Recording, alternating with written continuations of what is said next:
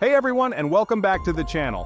Today we're diving into a deeply concerning issue: mass deportations in the United States. Donald Trump is back in the Oval Office, and he's brought back some familiar and frankly frightening policies. One of the cornerstones of Trump's second term is a hardline stance on immigration. Specifically, he's pushing through new laws that drastically broaden the criteria for deporting undocumented immigrants. These laws are sending shockwaves through immigrant communities across the country. Now, I know what you might be thinking. Didn't we already go through this with Trump? And you'd be right, we did. But these new laws are significantly more expansive and aggressive than anything we saw during his first term. They represent a substantial escalation in his administration's efforts to reshape the demographics of the United States. The fear and uncertainty are palpable.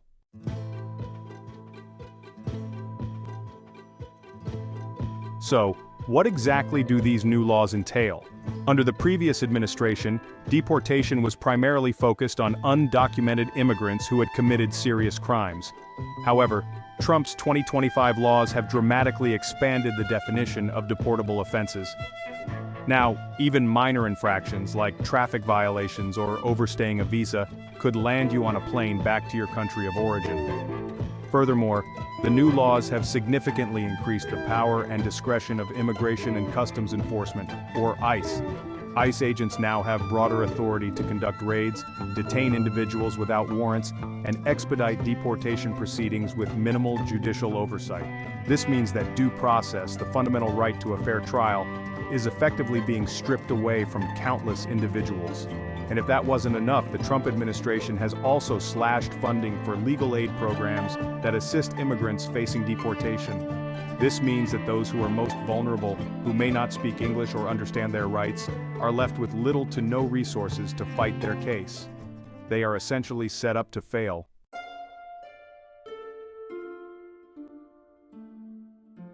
It's important to understand that these new deportation laws don't just target undocumented immigrants. They also impact legal residents, green card holders, and even naturalized citizens if they have family members who are undocumented. This has created a climate of fear and uncertainty for millions of people, regardless of their immigration status. The potential consequences of these deportations are staggering. We're talking about families being torn apart, children being separated from their parents, and individuals being sent back to countries they barely remember. The human cost is immeasurable, and it's not just the individuals and families directly affected by these laws who are suffering. Mass deportations have far-reaching implications for the entire country. They disrupt communities, drain the economy, and erode the very fabric of American society. To grasp Trump's 2025 deportation laws, we must look back at history. America has seen such measures before in the name of national security. The internment of Japanese Americans during World War II and the mass deportations of Mexican Americans during the Great Depression echo through these new policies. These examples remind us of the dangers of scapegoating. They highlight the fragility of civil liberties. Sadly, we haven't learned from past mistakes.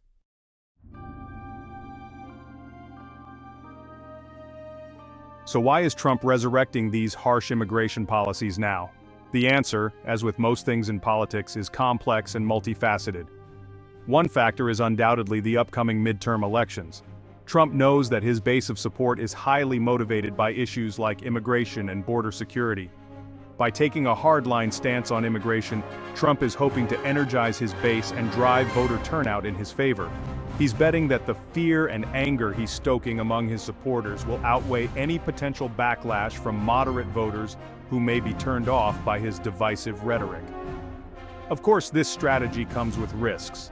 The Democratic opposition is fiercely critical of Trump's immigration policies, and they see an opportunity to mobilize their own base, particularly Latino voters and immigrant rights activists who are deeply opposed to these measures. The midterms will be a crucial test of whether Trump's gamble will pay off. Will his hardline stance on immigration be enough to secure a Republican majority in Congress, or will it backfire and energize the opposition? Only time will tell.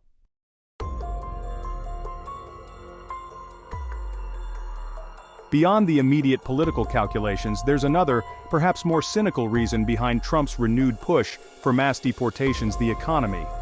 Despite his campaign promises, the American economy has not experienced the kind of explosive growth that Trump promised. Wage stagnation, rising inequality, and a shrinking middle class have left many Americans feeling economically insecure. In this environment, Trump may be hoping to use immigrants as scapegoats, blaming them for the country's economic woes and deflecting attention away from his own policies. By portraying immigrants as competitors for jobs and resources, Trump is tapping into a deep-seated fear of scarcity that resonates with some segments of the population. He's essentially arguing that by removing immigrants from the equation, there will be more to go around for everyone else. This argument, while simplistic and misleading, holds a certain appeal in a climate of economic anxiety. It allows Trump to present himself as a strong leader who is taking decisive action to protect American jobs and interests, even if those actions come at the expense of some of the most vulnerable members of society. The impact of Trump's 2025 deportation laws on immigrant communities has been devastating. A pervasive climate of fear grips these communities, living in constant dread of ICE raids. The once familiar streets have become minefields of uncertainty. A knock on the door or a traffic stop could lead to detention and deportation. Daily life is now an exercise in anxiety and hypervigilance. Many have retreated further into the shadows, avoiding public spaces and limiting interactions. This self-imposed isolation cuts them off from essential services and support networks. The impact of Trump's deportation policies extends far beyond undocumented immigrants. It has created a ripple effect throughout entire communities. Fear and uncertainty have permeated every aspect of life. Schools, workplaces, and places of worship are all affected. The classroom, once a safe haven, is now marked by anxiety. Workplaces are feeling the strain. Businesses face labor shortages, impacting local economies. Even places of worship are not immune to the climate of fear.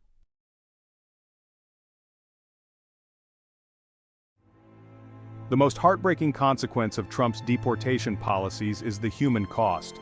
Families are torn apart, parents separated from children, spouses ripped away. These stories are filled with pain, anguish, and loss. Parents face the agonizing choice of uprooting their families or risking separation. For children, the trauma of separation can have devastating effects. The human cost is immeasurable.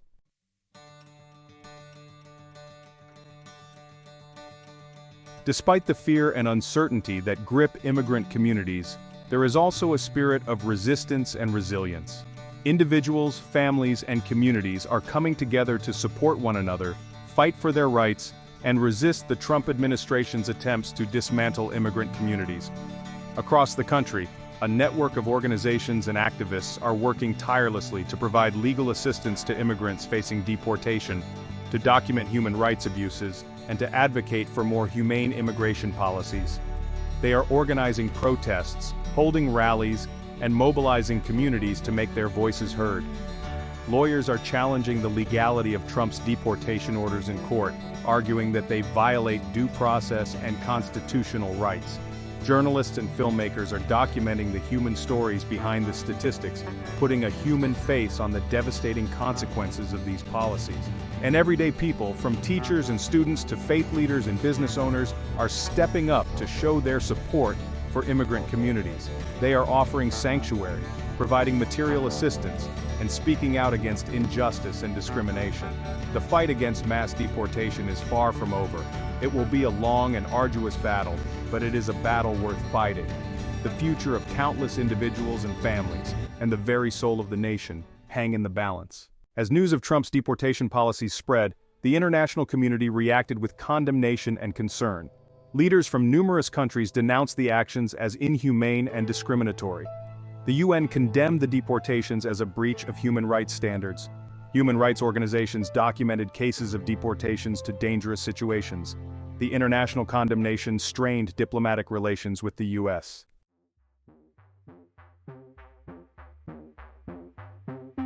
Countries condemned Trump's deportation policies, but their actions varied. Some, fearing economic fallout, hesitated to oppose the US. Others refused to cooperate with deportation flights. Mexico faced pressure to accept deportees while dealing with economic challenges. Some countries responded with compassion. Canada saw a surge in asylum seekers and increased resources for processing claims. The responses highlighted the need for international cooperation.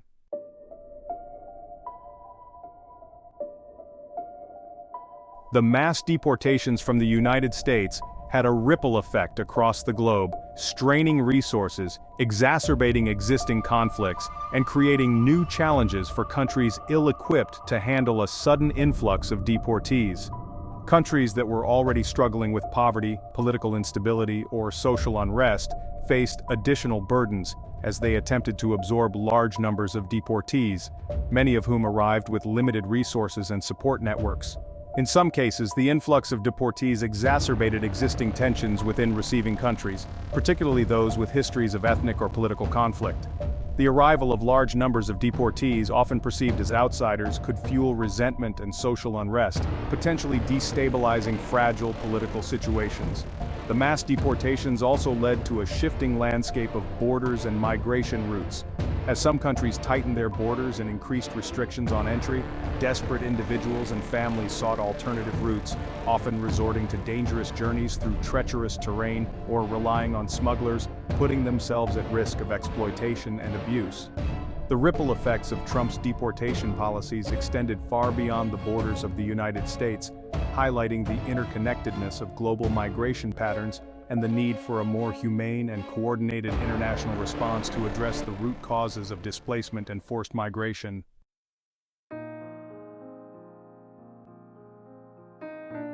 The mass deportations from the United States under the Trump administration had a profound impact on the global conversation surrounding immigration policy. It forced countries around the world to confront the complexities and challenges of migration in an increasingly interconnected world, prompting a reassessment of existing policies and practices. Some countries, alarmed by the humanitarian consequences of mass deportation, responded by strengthening their own protections for migrants and refugees, reaffirming their commitment to human rights and international law. Others, however, saw the Trump administration's actions as a validation of their own hardline approaches to immigration, emboldening them to pursue similar policies of deterrence and exclusion. The mass deportations from the United States also highlighted the limitations of existing international legal frameworks for protecting the rights of migrants and refugees. The lack of a binding international treaty on the rights of migrants, coupled with the principle of national sovereignty, often left migrants vulnerable to human rights abuses and exploitation. The global impact of Trump's deportation policies extended beyond immediate policy responses. It sparked a broader societal debate about the role of immigration in EO.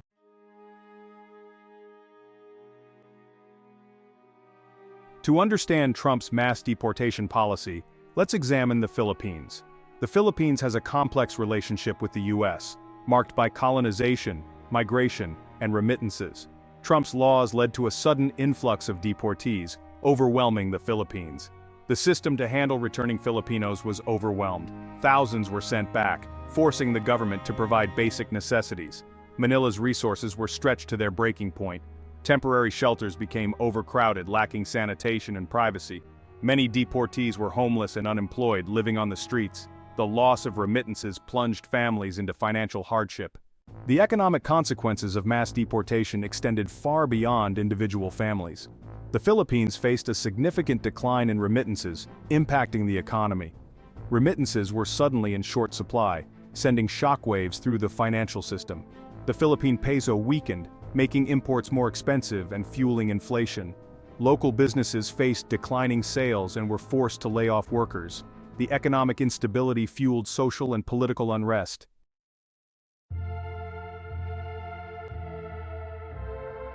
Beyond the statistics and economic indicators, it's crucial to remember the human cost of mass deportation.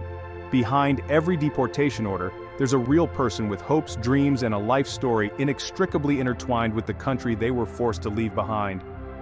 There's the Filipino nurse who dedicated her life to caring for the sick in a rural American town, only to be deported after decades of service, separated from her American-born children and grandchildren. There's the Mexican father who worked tirelessly in the fields of California, putting food on American tables, now facing an uncertain future in a country ravaged by violence and poverty. These are not isolated stories. They are representative of countless individuals and families torn apart by mass deportation, the trauma of forced separation, the loss of community and support networks, the fear of the unknown. These are the invisible scars left by policies that prioritize exclusion over compassion.